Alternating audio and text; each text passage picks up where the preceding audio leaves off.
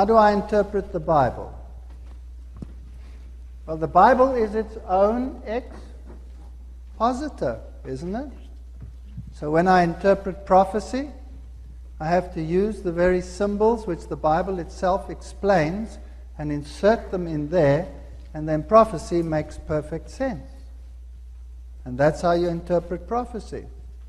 When it comes to the nature of sin and the consequences of sin, and some of the texts that he mentions, where it says you must hate your family members or you must hate this or hate that or the other.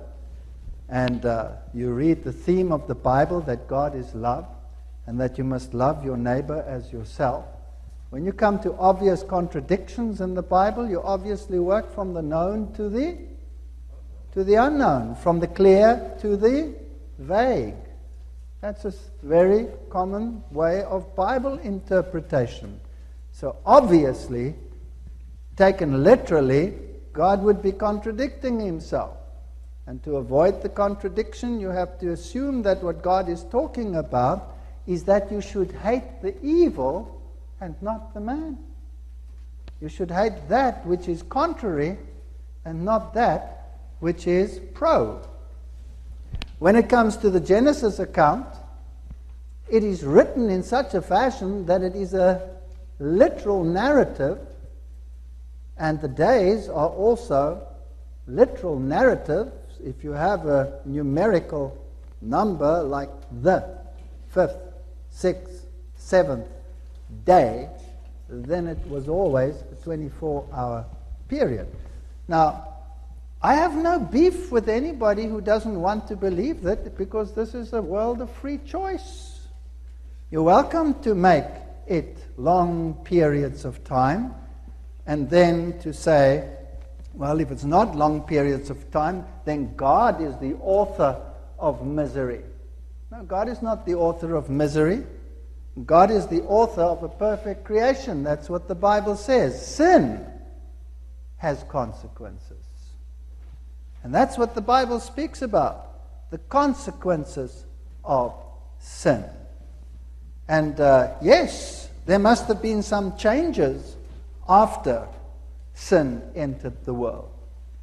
And maybe God did intervene directly. After all, he said to the serpent, on your belly you shall crawl. So there were some anatomical differences in order to cope with new situations.